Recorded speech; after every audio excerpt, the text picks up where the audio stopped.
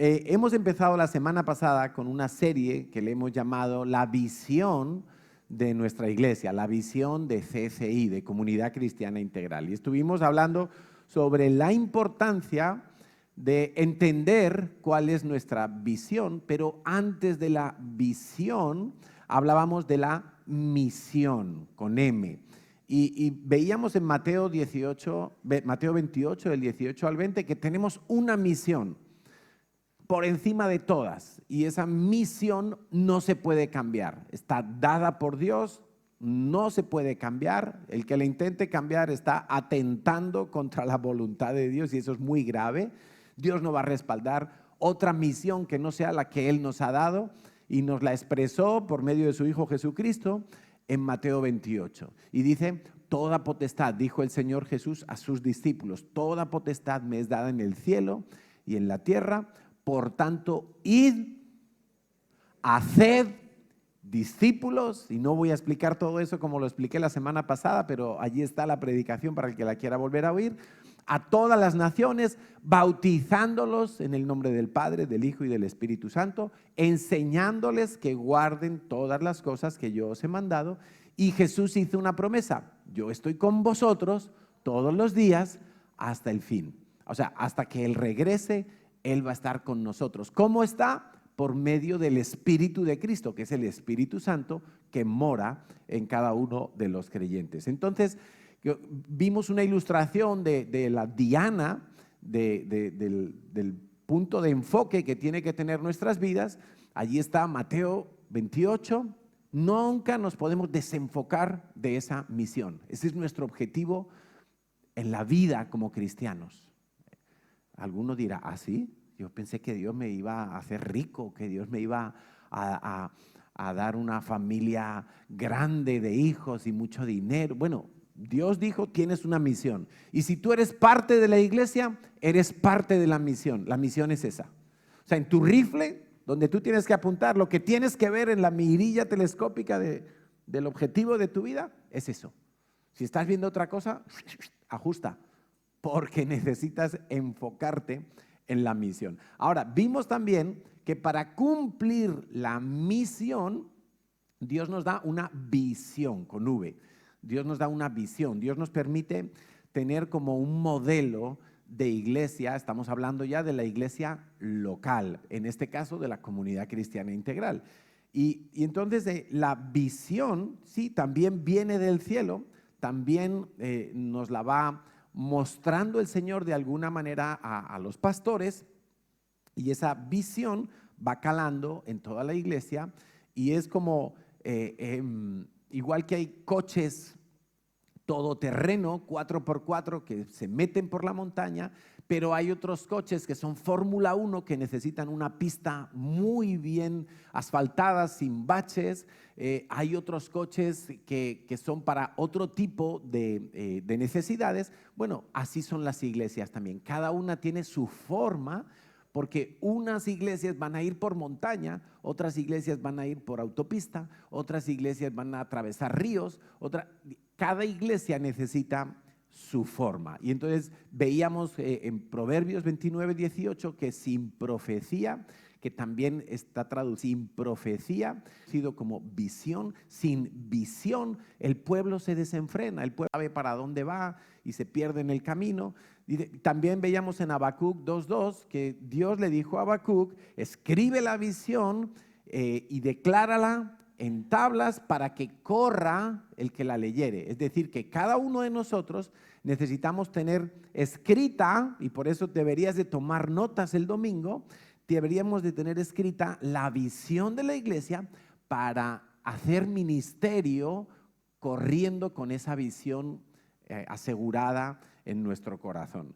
Entonces, hoy vamos a hablar específicamente de un aspecto de la visión de la iglesia. Vamos a estar desarrollando varias semanas cuál es nuestra visión. La semana pasada vimos por qué necesitamos una visión, para qué sirve tener una visión, pero hoy ya vamos a ir detallando esa visión. Y el primer aspecto es que nosotros vemos la iglesia como una familia. Vemos la iglesia como una familia. Visión es ver, vemos la iglesia como una familia. En Efesios capítulo 2, versículos 17 al 19, dice, y vino Jesucristo y anunció las buenas nuevas de paz a vosotros que estabais lejos y a los que estaban cerca, porque por medio de él, de Jesucristo, los unos y los otros tenemos entrada por un mismo espíritu al Padre. Di conmigo, Padre, al Padre. Así que ya no sois extranjeros ni advenedizos, o sea, un arrimao cualquiera, sino conciudadanos de los santos y miembros de la familia de Dios. Dile al lado, eres mi familia. Y quizá a alguno nos cueste, porque uno dice, ay, pero tú eres negrito y yo soy blanquito.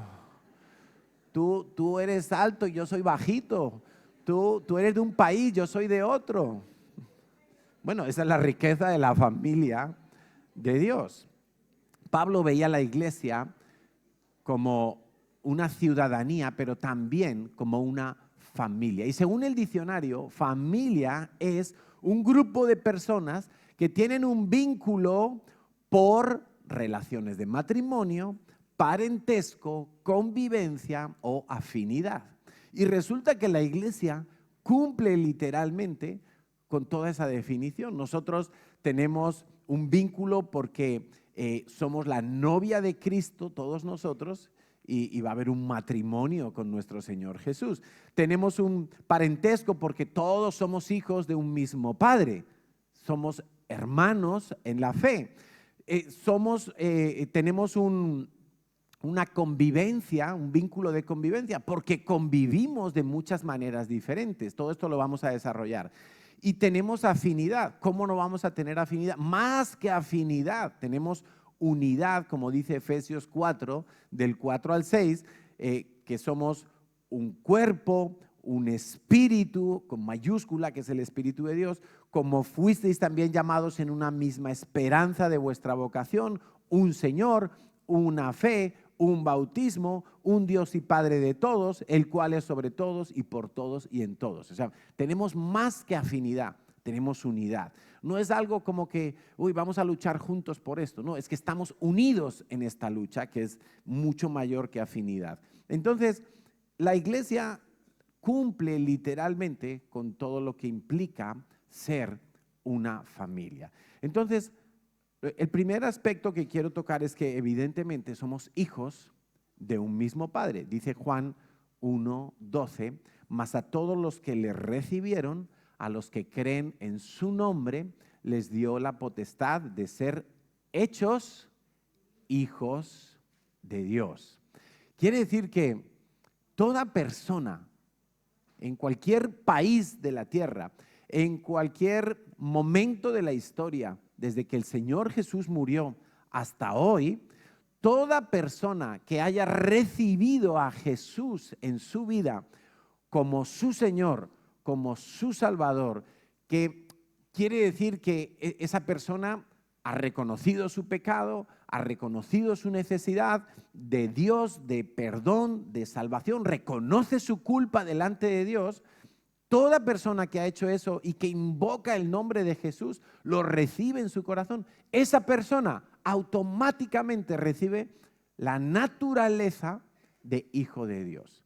Hasta ahora éramos hijos de nuestros padres, éramos de tal apellido, de tal familia, de tal ciudad, pero ahora en Cristo tú recibes la naturaleza de hijo de Dios. Dios te la da.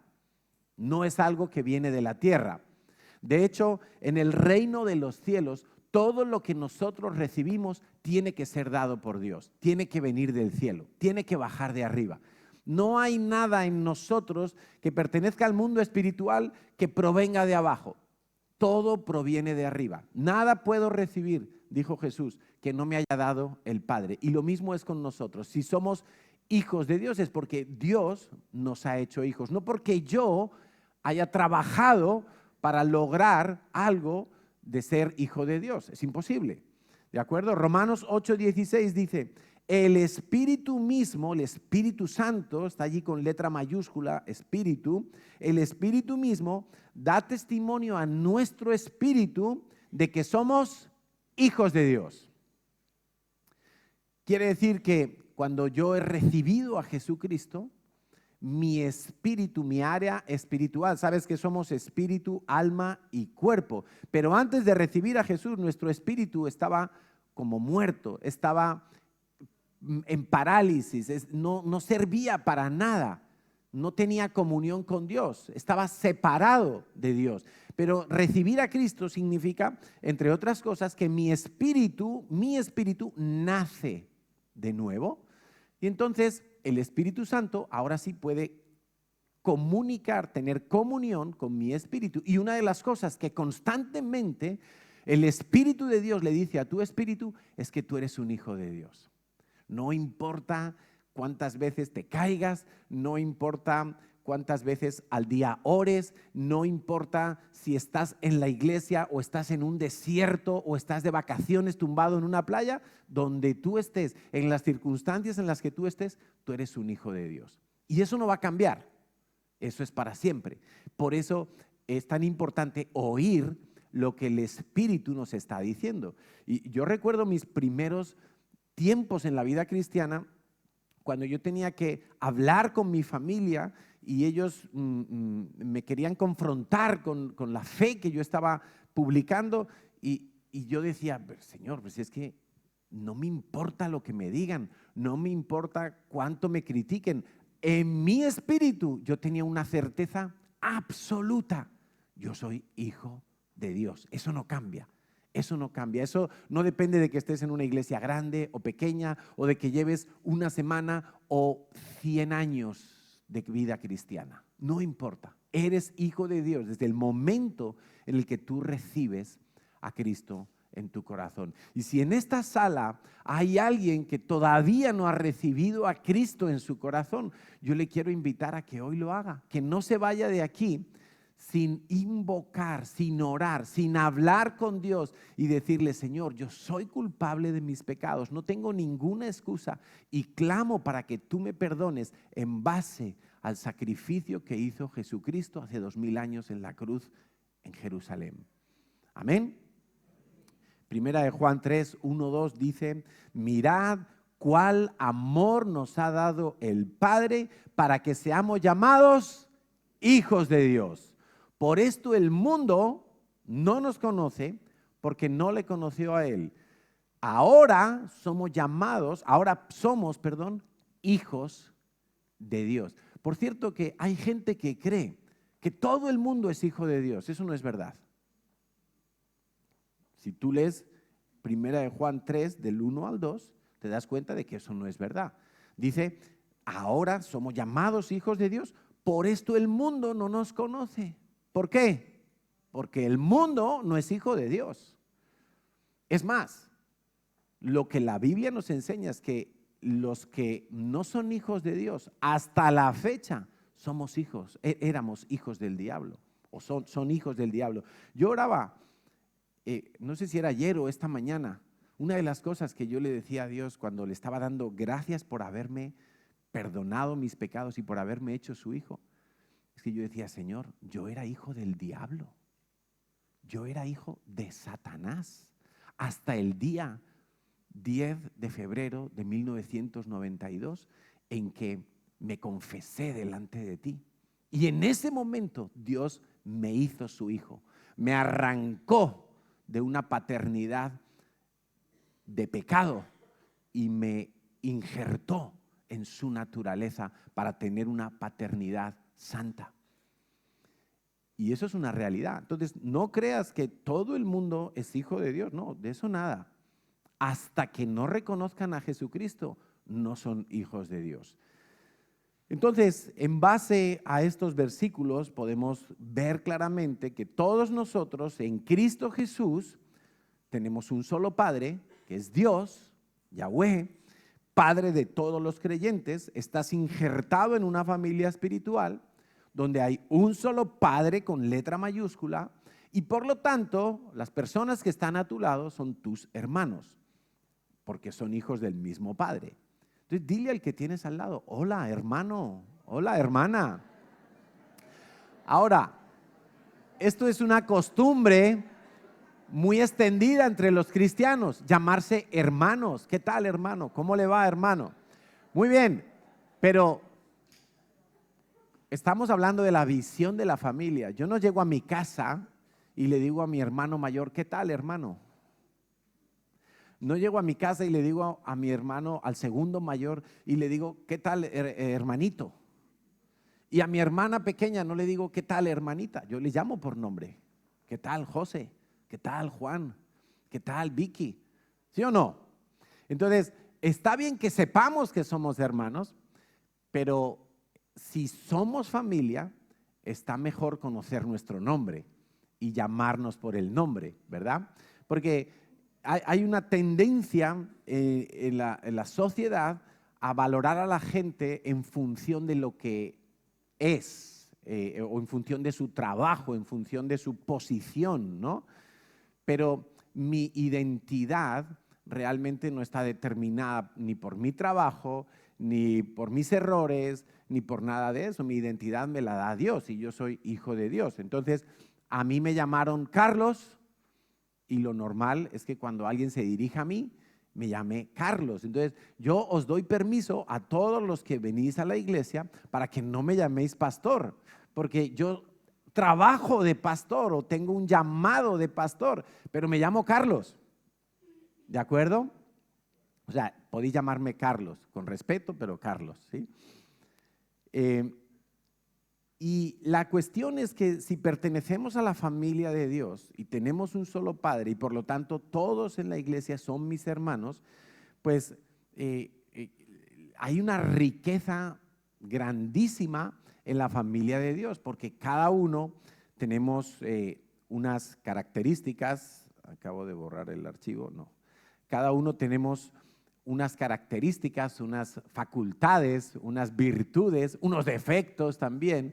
Pero bueno, esa es la riqueza de la familia de Dios. Ahora, ¿qué cosas pasan en una familia? Para que tú entiendas la visión de que la iglesia es una familia, yo he planteado el tema de hoy como vamos a ver qué cosas pasan en una familia, en cualquiera de nuestras familias.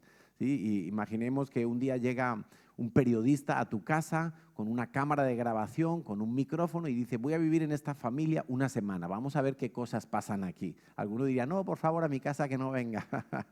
Bueno, lo normal, porque vamos a ver que es verdad que a veces hay fallas en las familias y ese aspecto lo tocaré al final, pero lo normal sería que en una familia todos se defienden frente a un peligro, frente a un problema, ¿sí?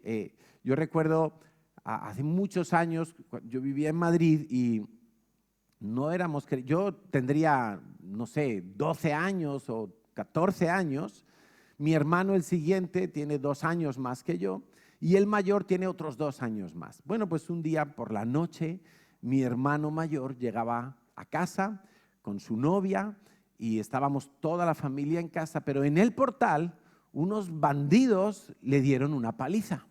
¿Sí? Había un grupito de gente pues, sin oficio ni beneficio y hubo ahí un pequeño pique, no le dejaban entrar al portal y poner la llave, él dijo algo y le cayeron 4 tipos encima y le empezaron a dar patadas, le empezaron a golpear. Mi cuñada, que en ese momento era solamente la novia de mi hermano, llevaba un paraguas, intentó pinchar a alguno, pero le quitaron el paraguas, la tiraron al suelo a ella y ella subió corriendo al piso nuestro, vivíamos en un segundo, a dar la voz de alarma. Pepe, mi padre, Pepe, Pepe, que están pegando a José. Uy, bajamos corriendo y ya los tipos se habían ido y mi hermano estaba reventado en el suelo. Tenía un ojo así, le habían pateado en los testículos, estaba retorciéndose de dolor, tenía moratones por la espalda, por todas partes. O sea, le dieron en 2 minutos, pum, pum, pum, pum, pum, pum, y lo dejaron cao. Y entonces, bueno, lo subimos a casa a mi hermano y pues los primeros auxilios, el hielo, tal, las heridas. Y dice mi padre, vamos a buscar esos tipos. Y yo... Y mi padre cogió una barra de hierro que tenía allí en la terraza y a mi hermano, el que me sigue a mí, mayor, y yo, que tendría unos 14 años. Vamos a buscarlos, porque sabíamos quiénes eran chicos del barrio, porque los conocíamos y mi cuñada dijo la identidad. Y entonces empezamos a ir por las calles, una manzana, otra manzana, por aquí, por allá, hasta que los encontramos sentados, como en un bordillo ahí de un escaparate de una tienda, y estaban ahí fumándose unos porritos y tal. Y se puso mi padre ahí delante, pero claro, yo recuerdo esta historia como si fuera ayer, porque pues como si por una parte era como, wow, mi padre se va a enfrentar con 4 y yo ¿qué hago aquí? Yo soy muy pequeño, pero bueno, hay que aparentar y uno... Y entonces se puso mi padre ahí delante de ellos y no me acuerdo las palabras exactas, pero fue algo así como, vosotros habéis pegado a mi hijo. Ellos lo negaron todo y entonces mi padre dijo, mira, si le volvéis a poner una mano encima a cualquiera de mis 3 hijos, todavía no, sí había nacido mi hermana pequeña, a cualquiera de mis hijos, yo os voy a matar. Yo cuando escuché eso dije, madre mía, qué lío nos hemos metido. Pero mira, eso fue buen remedio, porque esos chicos jamás nos volvieron a dirigir la palabra. Y eran chicos de ahí, muy cerca de nosotros vivían.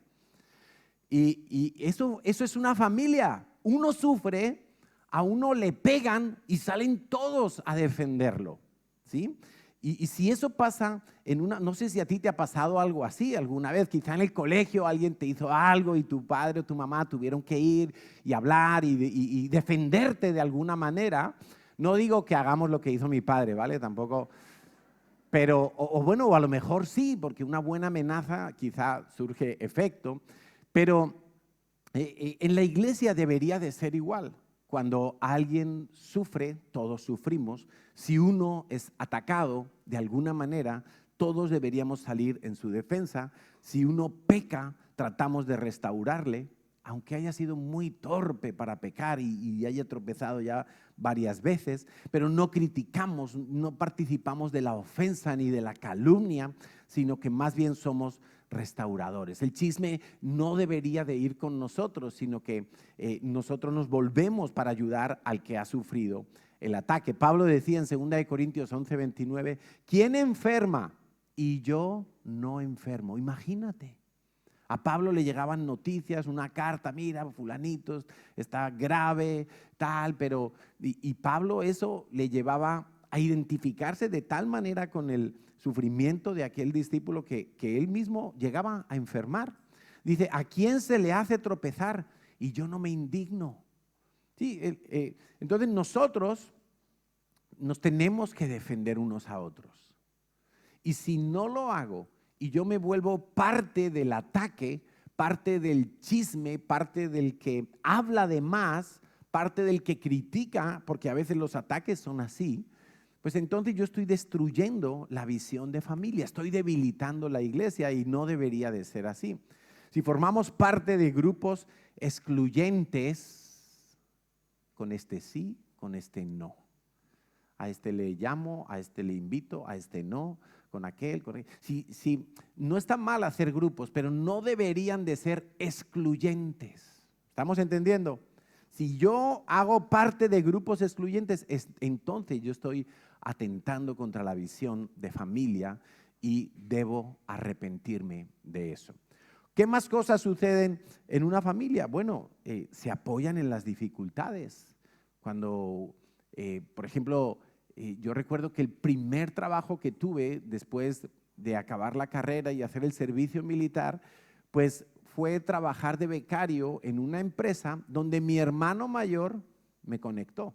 Mi hermano mayor también es informático, como yo, y entonces él habló en la empresa donde trabajaba y dijo, mira, tengo un hermano que es un yogurín, no sabe casi nada, pero acaba de terminar la carrera, y qué tal si le damos, si le cogéis como becario y que ayude por aquí, no hay que pagarle nada. Yo decía, mi hermano, pues, entonces ahí me metí yo 6 meses a trabajar sin cobrar una peseta, pero gracias al apoyo de mi hermano mayor, yo conseguí mi primer trabajo y esa experiencia de 6 meses me sirvió para luego acceder a otros trabajos. Bueno, y así es en las familias, ¿no? El papá le ayuda al niño a montar en bici, la mamá le enseña a atarse los cordones, el pequeño hace reír a los más grandes. Bueno, esa es una dinámica que hay en la familia y así debería de ser o debe ser en la iglesia, que se ve como una familia. Los mayores enseñan a los pequeños,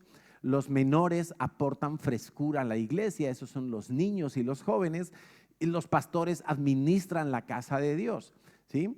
Hebreos 13, 16 dice que no nos olvidemos de hacer el bien y de la ayuda mutua, que nos ayudemos unos a otros, porque de tales sacrificios, y es un sacrificio a veces ayudar a otro, a veces no te apetece, a veces casi que tú estás pensando más en que te ayuden a ti, pero dice que de tales sacrificios se agrada a Dios. Entonces a mí me encanta que en la iglesia unos ayudan a otros a encontrar trabajo, a encontrar habitación, a alquilar un piso. Hay un grupo por ahí de WhatsApp donde la gente se inscribe y uno dice: yo regalo una estufa, yo tengo esto, yo necesito un carrito de bebé, y por ahí hay un trapicheo, hay un mercado negro por ahí que está funcionando. Pero es parte de vernos como una familia que se ayuda, es parte de vernos como una familia que se apoyan unos a otros. Cuando yo soy pasivo frente a la necesidad de otro,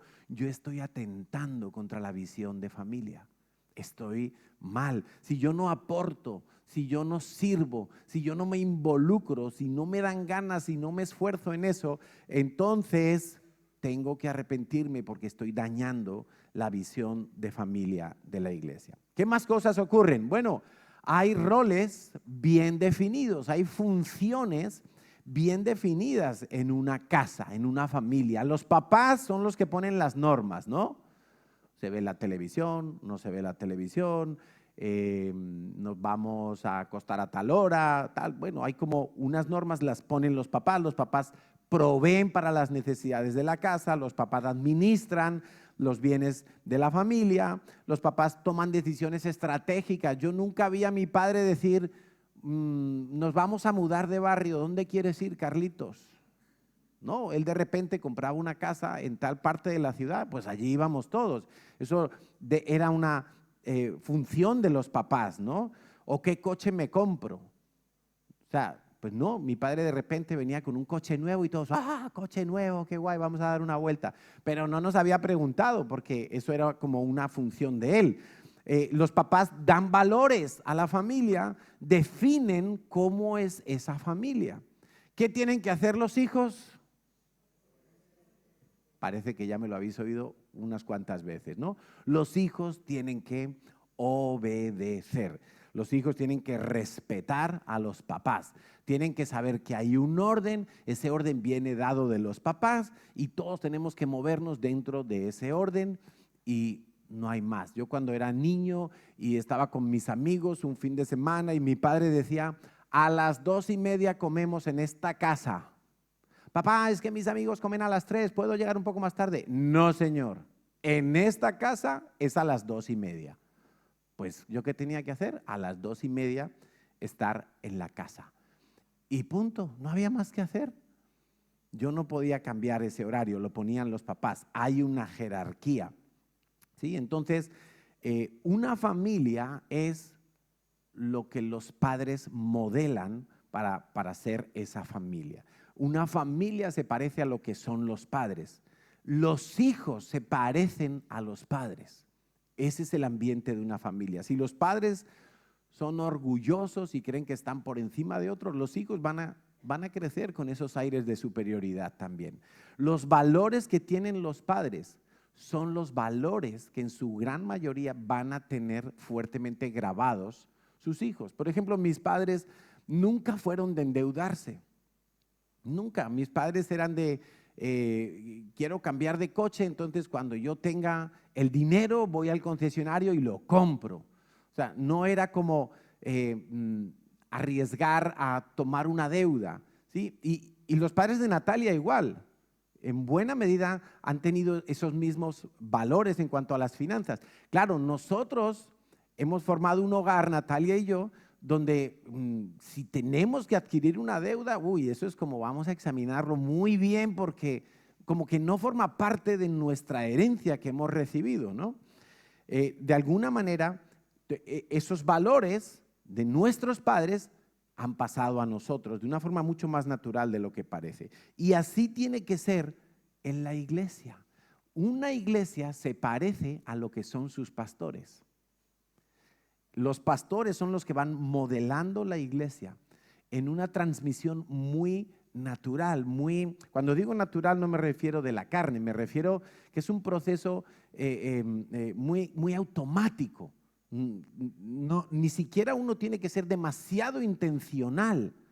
Esta predicación es intencional para hablar de la visión de la iglesia, pero estamos siendo y viviendo como iglesia todo el tiempo.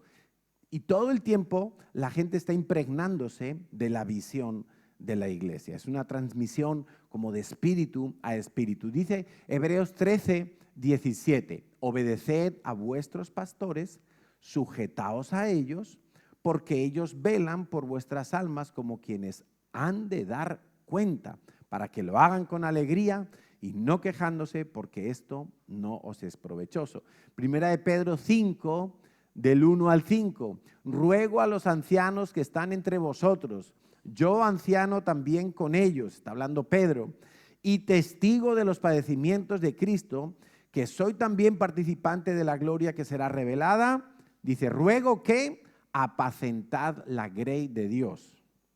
¿A quién se lo está diciendo? A los ancianos. ¿Estamos despiertos o no? Ruego a los ancianos, apacentar la grey de Dios. ¿Los ancianos quiénes son? Las personas más maduras espiritualmente en la iglesia. Normalmente eran los de más edad, pero no necesariamente. Pablo le dice a Timoteo, nadie tenga en poco tu juventud, porque yo he visto que tu abuela era cristiana, tu madre era cristiana, tú eres cristiano, llevas una buena trayectoria, eres joven y algunos te pueden ver como falto de canas, pero que nadie te menosprecie por eso, porque tú eres el pastor de la iglesia.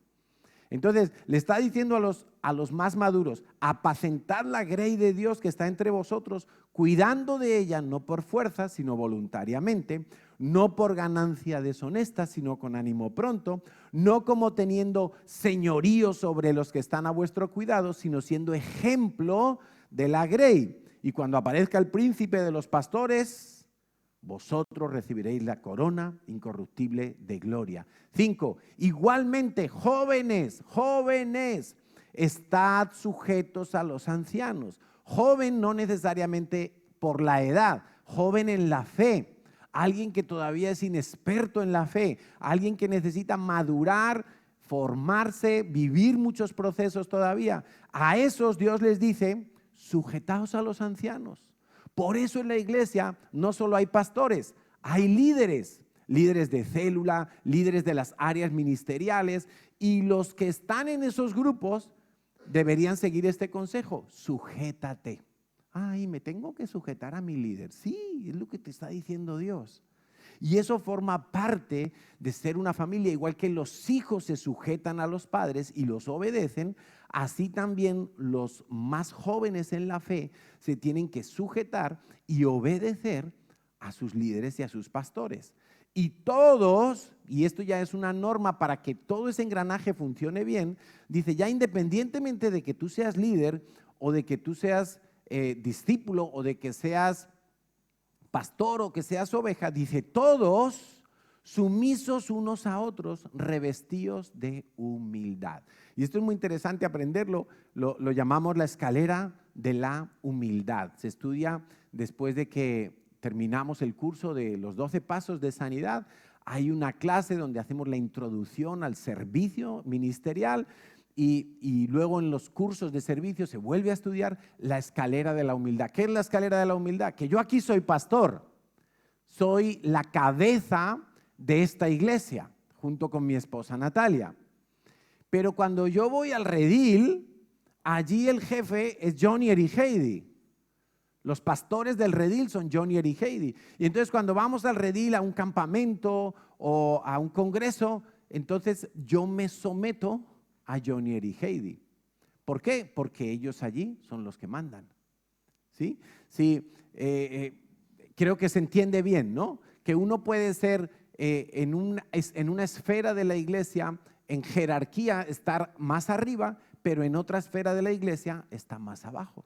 Por eso Dios dice, todos tenemos que aprender a ser sumisos unos con otros. ¿Para qué?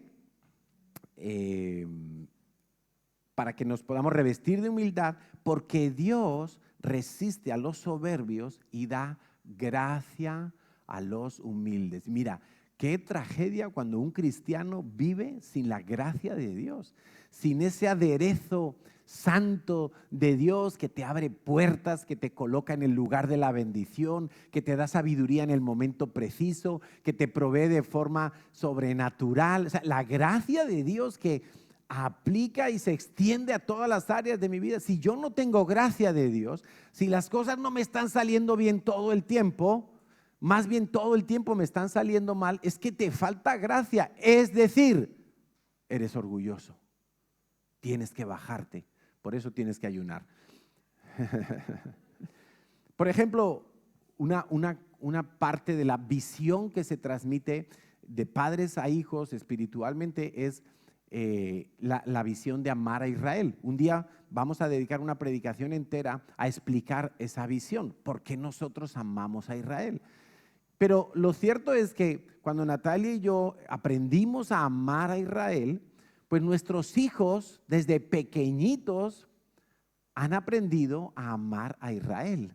Mis hijos no me decían, este verano, ¿dónde vamos a ir de vacaciones? No, ellos me decían, este año me toca a mí ir a Israel. Claro, porque ir todos juntos era demasiado dinero.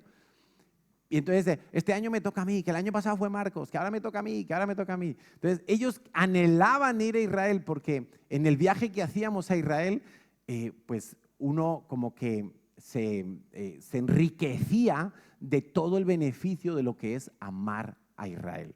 Entonces, tenemos fotos con nuestros hijos, desde bien pequeñitos han visitado Israel y han aprendido a amar a Israel.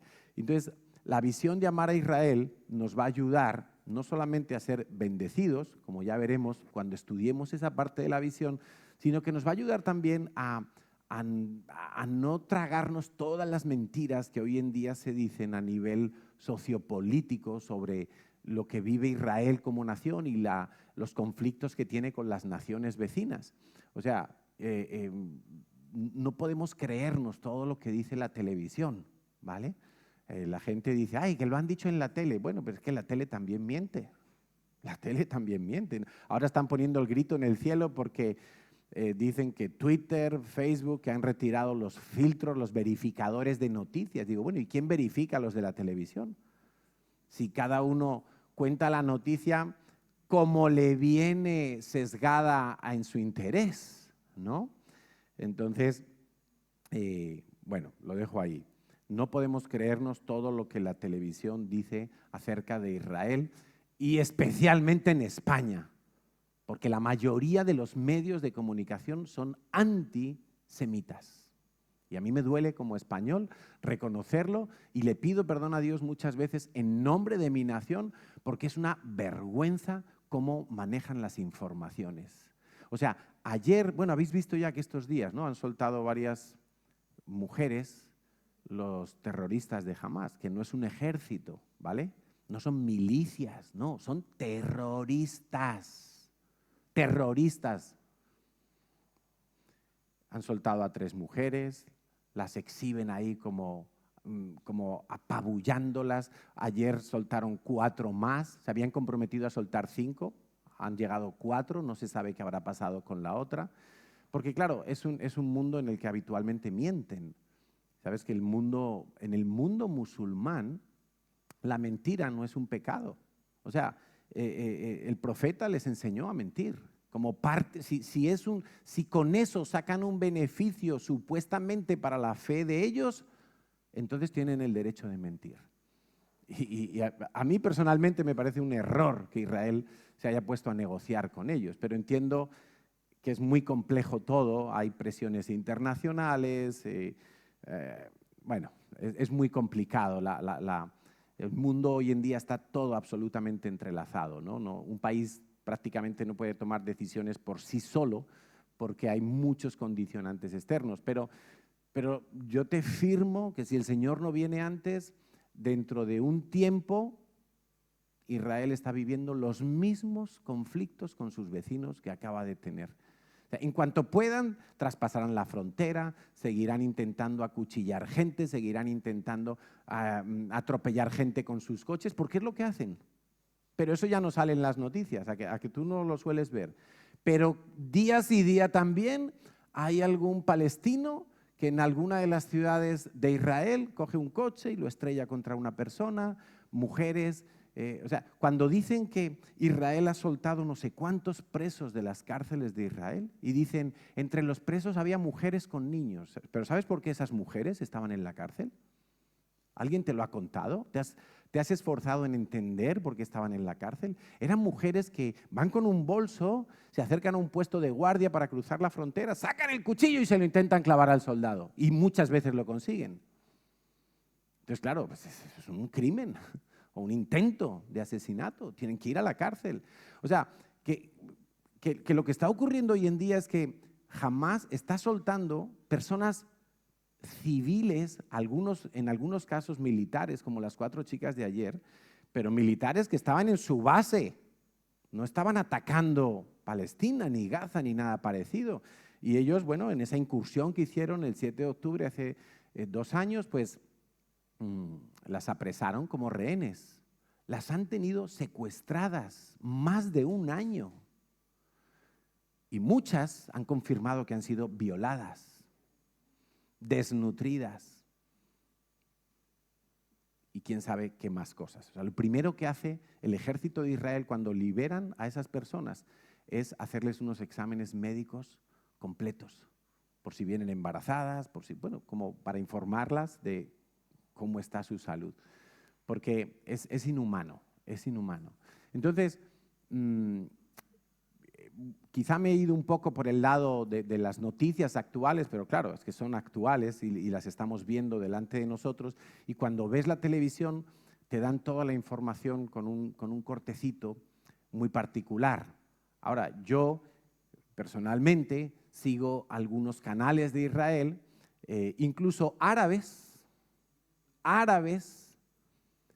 musulmanes, pero que son ciudadanos de Israel, y que dan su visión de los hechos y no tiene nada que ver a cómo la dan las noticias de España y tristemente la mayor parte de Europa. Entonces, bueno, ¿qué va a hacer el Señor? No lo sabemos. Ahora se ha levantado un presidente nuevo en Estados Unidos que aparentemente apoya más aún que el anterior a Israel, pero también sabemos que es un hombre que no se sabe muy bien por dónde va a salir cada día, ¿no? Entonces, tenemos que seguir orando, y nosotros, que no nos podemos fijar simplemente en los acontecimientos internacionales, tenemos que fijarnos más bien en lo que está profetizado y anunciado en la Biblia. Eso es lo que se va a cumplir. Y va a llegar un momento, dice la Biblia, en que todas las naciones de la tierra se van a volver contra Israel. Y eso va a pasar, porque está en la Biblia. ¿Cuándo va a pasar? Probablemente más pronto que tarde, porque vemos que todos los elementos profetizados para el fin de los tiempos, la gran mayoría ya se han ido cumpliendo, y los que no se han cumplido están como muy claramente inclinados ya a cumplirse pronto.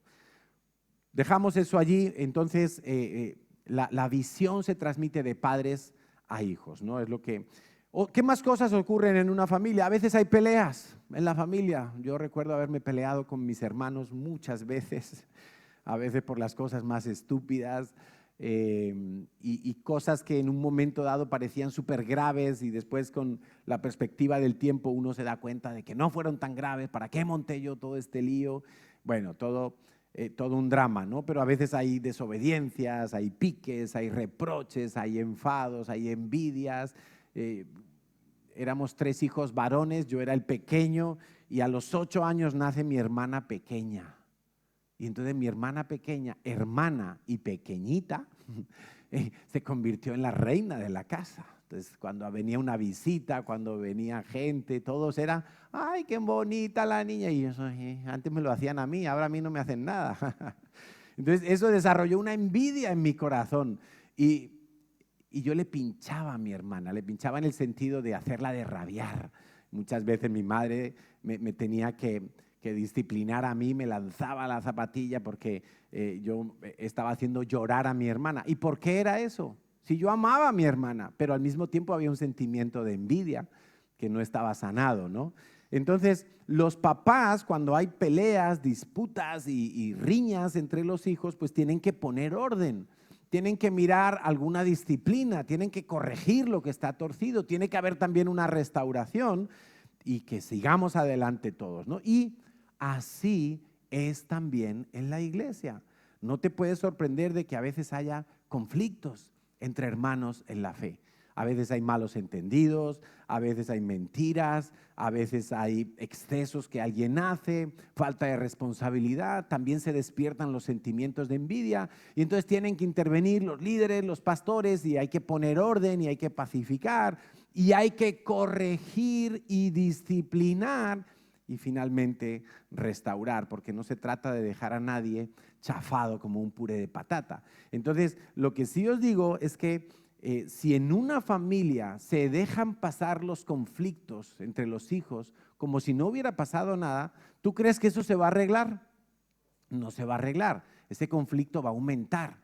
En algún momento va a dejar de ser un conflicto verbal, van a pasar a las manos, en algún momento puede que se dejen de hablar, qué sé yo, y puede haber una separación grave allí. Y todos sabemos que hay muchas familias donde hay hermanos que no se hablan, familiares de sangre que han dejado de casi de ser familia en el sentido de lo que significa ser familia, convivencia, vínculos, etcétera, etcétera. ¿Por qué? Pues porque un día se enfadaron por algo, eso no se ha arreglado convenientemente y la brecha se aumentó. Nosotros como pastores y los líderes de la casa tenemos la obligación bíblica de resolver y ayudar a resolver los conflictos. Y el hombre del Nuevo Testamento al cual Dios le dio la mayor revelación para la vida de iglesia fue Pablo. Y Pablo decía en Gálatas 6, 1 y 2, decía: hermanos, si alguno fuere sorprendido en alguna falta, vosotros que sois espirituales, restauradle con espíritu de mansedumbre, considerándote a ti mismo, no sea que tú también seas tentado, sobrellevando los unos las cargas de los otros y cumplid así la ley de Cristo. Entonces nosotros tenemos que mirar los conflictos con esta perspectiva. Yo que soy espiritual tengo que ayudar a resolver el conflicto, no tengo que echar leña al fuego, no tengo que venir con gasolina cuando hay dos personas que tienen un conflicto en la iglesia. Todo lo contrario, tengo que venir con el extintor de la paz. Tengo que venir a ayudar a que las cosas se calmen, ¿sí? Otro tipo de conflictos que ocurren a veces en la iglesia es con la visión de la iglesia. Personas que no están de acuerdo con el sistema celular, con el amor a Israel, con las vigilias, con qué sé yo. Entonces, nosotros tenemos que corregirles, especialmente si están sirviendo dentro de la iglesia. Y especialmente, más aún, si son líderes, si tienen alguna delegación de autoridad. Porque no podemos permitir que otra visión diferente empiece a crecer, porque eso acabará dañando la iglesia, dividiendo la iglesia. No puede haber líderes en la CCI, escucha esto, no puede haber líderes, no puede haber nadie con responsabilidad ministerial en esta iglesia si no asume completamente la visión de la iglesia. Y esto es para nosotros una línea roja. Esto es para nosotros una línea como de garantizar la salud espiritual de la iglesia. Y de paso diré que no solamente es asumir la visión de la iglesia, también la doctrina de la iglesia, que es algo de lo que vamos a hablar en otro capítulo de esta serie de la visión de la iglesia. Dice Tesalonicenses 3, 14 al 15. Si alguno no obedece, está hablando Pablo, a la iglesia de Tesalónica, si alguno no obedece a la iglesia de Tesalónica, a lo que decimos por medio de esta carta, a ese señaladlo y no os juntéis con él para que se avergüence. Parece muy fuerte esto, ¿verdad? Y a veces uno dice, ay no, pero en la iglesia, ¿cómo vamos a hacer esto? Bueno, Pablo dice, por si acaso algunos muy rápidamente dice, no lo tengáis por enemigo, sino amonestadle como a un hermano. Es decir, como a familia, porque la idea es restaurarlo. Si alguien se está desviando de alguna manera de lo que es la visión de la iglesia, entonces nosotros tenemos que ayudarle, decirle, ven aquí, Pepito, mira, tú te estás equivocando en esto, tú estás diciendo esto por aquí y por allá, en tu célula tú estás tratando este tema diferente a como han dicho los pastores, entonces, corrígete. Y lo normal sería que Pepito dijera, gracias, me estaba equivocando. Pero si no lo hace, entonces le vamos a tener que decir, tráeme acá tu célula, tráeme acá tu delegación ministerial y vamos a poner a otra persona y ven, entra un poquito en el laboratorio de Dios, entra un poquito en el quirófano de Dios porque necesitas arreglar asuntos en tu corazón. Hay algo que no está bien allí. Ahora, otro nivel de conflicto en la iglesia es cuando hay un pecado abierto. O sea, cuando alguien está viviendo lo que llamaríamos el libertinaje. Cuando alguien consciente y permanentemente está viviendo en un pecado, lo muestra como algo normal y no se quiere arrepentir de eso. Entonces, ahí ya hay que ser no tolerante. Y yo sé que esto suena políticamente incorrecto a día de hoy, siglo XXI, donde todos los partidos políticos dicen tenemos que ser tolerantes. Pues bueno, nosotros tenemos que ser tolerantes, pero no con el pecado. Con el pecado tenemos que ser tajantes, radicales. No hay otra opción para la persona que vive practicando un pecado, no hay otra opción que arrepentirse. No hay otra opción. Nosotros no vamos a ayudar como pastores o líderes a que el pecado de una persona se normalice y se blanquee como si no pasara nada. No, tenemos que ayudar a esa persona para que suelte ese pecado lo más pronto posible. Pablo dice en 1 Corintios 5:11 algunos de los consejos más fuertes para la vida de iglesia. Más bien os escribí que no os juntéis con ninguno que llamándose hermano todavía practique la fornicación, sea avaro, sea idólatra, malediciente, borracho, ladrón, con el tal, con el que dice yo soy hijo de Dios, pero mi estilo de vida es este y no lo quiero dejar. Entonces dice, con ese ni aún te sientes a comer. Sentarse a comer es una figura de tener una comunión demasiado estrecha, ¿sí? Porque cuando uno se sienta a comer con alguien, normalmente uno se pone al día de las cosas, ¿no? Y cómo te va, y en el trabajo, y en la familia, y en la casa. Y claro, cuando tú tienes una intimidad tan fuerte con alguien que abiertamente vive en un pecado y no lo quiere dejar, entonces te puede llegar a ti a confundir. Puedes tú llegar a creer que eso es lo normal. Pues si él lo hace, entonces todos lo podemos hacer. Y no es así, por eso no podemos tolerar el libertinaje. Bueno, ¿qué más cosas pasan en una familia? En una familia se comparte, celebran, conviven, se hospedan, etcétera, etcétera. Y así es también en la iglesia, ¿no? Tenemos la costumbre pero no es una costumbre, sino que si tú realmente experimentas que la iglesia es una familia, entonces pues tú vas a querer celebrar aquí tu cumpleaños con la gente de tu célula, tú vas a quedarte a comer el domingo un ratito más después de la reunión, tú vas a estar en las convivencias que tenemos en el redil, los campamentos, los congresos, allí convivimos unos con otros, nos olemos los pies por la noche, esperamos el turno del váter y entonces ahí está convivencia, ¿no? Como en casa, que uno va al baño y está ahí el hermano, venga, que me tengo que ir al trabajo y tú ve, date prisa. Entonces, bueno, pues así es en el redil también, ¿no? Entonces, dice en 1 de Pedro 4:9, hospedaos los unos a los otros sin murmuraciones. Mira, la primera iglesia, la iglesia de Jerusalén, los primeros años de la vida de la iglesia, tú lees el libro de los Hechos de los Apóstoles y dice que todo lo tenían en común.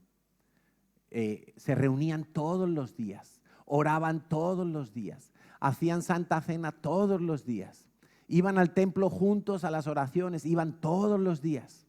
Estaban todos allí unidos y estaban como a una todos, ¿no? Como una familia donde todo se hacía en conjunto. Y es algo curioso porque tuvimos a Carlos Catari aquí el viernes y bueno, pues él nos compartió y todo, y tomando un café con él decía, dice, es que es increíble que yo he estado en CCI de Londres, en CCI Madrid, he estado en el Redil, he estado en Barcelona, dice, y en todos los sitios es igual la iglesia, pero no es igual porque pintamos de blanco y hay un fondo negro, no, es igual porque se ve una familia. Entonces, bueno, pues eso es parte de la visión de familia, ¿no? Aquí tenemos dos niñas, que una está viviendo en Madrid, en casa de Cristina, otra está viviendo en Alemania, en casa de Yanira. Tenemos al hijo de Andrea, que está en el Redil en este momento, Manu, que es nacido en Madrid, sus padres están en la iglesia de Madrid, él está ahora viviendo con nosotros. O sea, tenemos una capacidad como para movernos y no tener problema en llegar a otro lugar, porque realmente somos una familia y hemos aprendido a hospedarnos, a incomodarnos, a estar viviendo como vive una familia, ¿no? Yo cuando voy a visitar a mis suegros, pues yo voy a casa de mis suegros, entonces no vamos a un hotel. Cuando voy a visitar a mi madre, vamos donde mi madre y parecemos ocupas, le llenamos toda la casa, ¿sí? Entonces no me voy a un hotel. Y no importa si la casa es grande o pequeña, allí nos metemos y estamos en familia, porque eso es una familia, ¿no? Ahora, también quiero deciros, no abuséis. Ay, pastor, que yo quiero ir a Londres, ¿quién me aloja por allí? Bueno, es un momento, vamos a ver, que una cosa es ir por una necesidad y otra cosa es hacer turismo, ¿no? ¿Qué más cosas pasan en una familia? Hay una herencia. Los papás dejan herencia a los hijos y espero que no nos dejen deudas, sino que nos dejen propiedades, ¿no? Una riqueza. Bueno, en la iglesia también es así. Hay que dejar una herencia para la siguiente generación. Y ayer estábamos viendo la visita que hubo en Madrid, en nuestra iglesia de Madrid, de un pastor judío cristiano que tiene su iglesia en una ciudad de Israel. Y él contaba, entre otras cosas, qué difícil es qué difícil es ser cristiano en Israel, porque es muy bonito. ¿Cuántos de aquí han estado en Israel alguna vez? A ver, que levanten su mano. Bueno, una buena cantidad de gente. Y Dios quiera que podamos ir este mismo año a Israel. Pero él decía, qué difícil, porque los judíos, dice que una vez fue a una reunión en una iglesia y había los ortodoxos, los fariseos, los religiosos, estaban a los lados de la entrada y a todos los que entraban a la iglesia les escupían. Como diciendo, ¿cómo que os habéis hecho cristianos siendo judíos? Y una de las cosas que él nos decía en la reunión de ayer es que tenemos que dejar una herencia y tenemos que enseñar a nuestros hijos y jóvenes a amar Israel. Y él se alegró mucho cuando llegó a nuestra iglesia de Madrid de ver muchos jóvenes que habían asistido a la conferencia que él iba a dar, porque se está haciendo esa labor de transmitir, de dejar una herencia de la visión y de la misión a la siguiente generación. ¿Qué más cosas ocurren? Bueno, en la familia todos van creciendo, unos para arriba, otros para abajo, pero todos van desarrollándose, por decirlo así, se asumen nuevos roles y llega un momento del relevo generacional, los hijos se casan, etcétera, forman su nuevo hogar, tienen hijos. Bueno, en la iglesia también es así. Todos tenemos que ir creciendo, todos tenemos que ir asumiendo nuevas responsabilidades y tiene que haber una reproducción espiritual. Si no hay reproducción, algo está pasando. Efesios 4, 11 al 16 dice lo siguiente: y Él mismo constituyó a unos apóstoles, a otros profetas, a otros evangelistas, a otros pastores y maestros, a fin de perfeccionar a los santos para la obra del ministerio, para la edificación del cuerpo de Cristo, hasta que todos lleguemos a la unidad de la fe y del conocimiento del Hijo de Dios, a un varón perfecto, a la medida de la estatura de la plenitud de Cristo. Fíjate lo que está diciendo, y es que todos tenemos que llegar, no importa si ahora uno está aquí y otro aquí y otro aquí, todos tenemos que llegar hasta la estatura de Cristo, toda la iglesia. Ese es el éxito de una iglesia, que toda la iglesia vaya desarrollándose y vaya creciendo. Dice el versículo 14, para que ya no seamos niños fluctuantes, llevados por doquiera de todo viento de doctrina, por estratagema de hombres que para engañar emplean con astucia las artimañas del error, el error de la palabra. O sea, hay gente que coge la palabra de Dios, la retuerce para adaptarla a su conveniencia y eso es lo que predican. Y eso es un error grave. Y lo que nos está diciendo aquí Pablo es que tú y yo tenemos que crecer para no ser engañados. Dice el 15, sino que siguiendo la verdad en amor, crezcamos en todo, en aquel que es la cabeza, esto es Cristo, de quien todo el cuerpo, bien concertado y unido entre sí por las coyunturas que se ayudan mutuamente según la actividad propia de cada miembro, recibe su crecimiento para ir edificándose en amor. Eso describe muy bien lo que es la vida de la iglesia, lo que está pasando por dentro, por las entrañas de la iglesia, tiene que ser esto.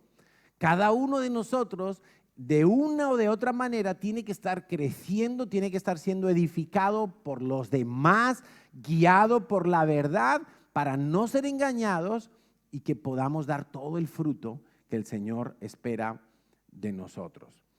Entonces, en la iglesia tú puedes crecer, no solo como creyente, tú puedes crecer como esposo, como esposa, como hijo, como hija, como trabajador, como ciudadano. Tú puedes crecer como líder, como servidor, claro que sí. Y mira, igual que si un bebé no crece, es porque tiene alguna enfermedad. Cuando un bebé no está ganando peso, no está ganando talla y uno dice, bueno, aquí pasa algo, vamos a llevarlo al médico a ver si le falta vitamina, a ver si tiene algún problema en los huesos, algo le pasa a ese bebé que no está desarrollándose. Bueno, en la vida cristiana es exactamente igual. Cuando yo veo una persona que ya lleva un buen tiempo en la iglesia y no está creciendo y no está dando fruto, yo digo, esta persona tiene una enfermedad. Esta persona necesita vivir algunos procesos de sanidad. Y el problema es que algunos no quieren entrar en los procesos de sanidad y por eso no crecen y no dan fruto. Es como que tienen algunos conflictos internos que no quieren traer a la luz de Dios, que no quieren sanar, no están dispuestos a pasar por ese proceso y entonces se estancan. Y es una pena. Y mira, y no se trata de hacer cursos. Yo conozco gente que ha hecho Conéctate, 12 pasos de sanidad, que ha hecho curso de finanzas, que ha hecho curso de evangelismo y no dan fruto. Veo gente que tiene todo el currículum de la iglesia y no dan fruto. No han crecido. Están casi a la misma altura que cuando llegaron. No se trata de hacer cursos, se trata de vivir los procesos de Dios, de anhelar la sanidad. Algunos dicen, llegados a ese punto, cuando no crecen, y entonces le echan la culpa a la iglesia. No, yo me busco otra iglesia, me busco otros pastores, porque estos no me entienden, no me dan lo que necesito, me tienen manía, aquí no crezco. A mí ha habido gente que me ha dicho, me voy porque aquí no crezco más.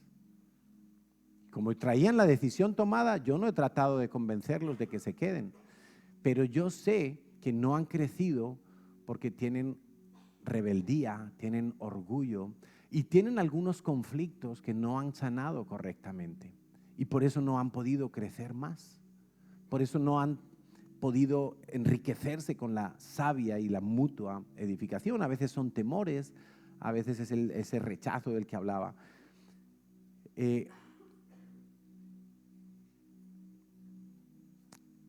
Sin embargo, cuando una persona está plantada en la iglesia y abraza la visión de la iglesia, la visión, hoy estamos hablando de vernos como una familia, entonces esa persona no va a tener necesidad de buscar otra familia. No va a tener necesidad de decir, ay, me voy a otra iglesia. Porque si eres un hijo, pues este es tu lugar. Y quiero que veamos un vídeo de una madre, mientras lo preparan en producción y cuando me den el ok.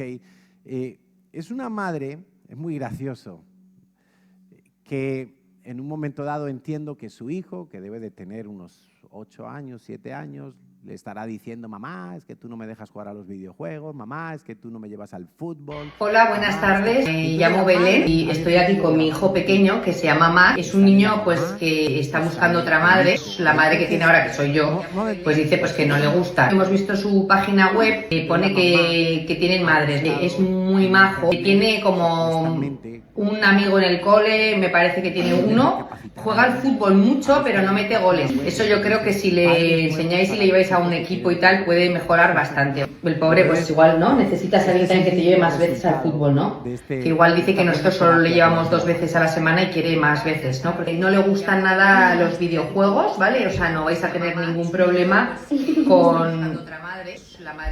No, ningún problema con las pantallas. Que vosotros no queréis pues que vuestro hijo tenga pantallas, pues con él no vais a tener ningún problema. ¿Vale? Es muy ordenado, ¿vale? Tiene como un amigo en el cole, me parece. El Mario que más ordenado está es el suyo.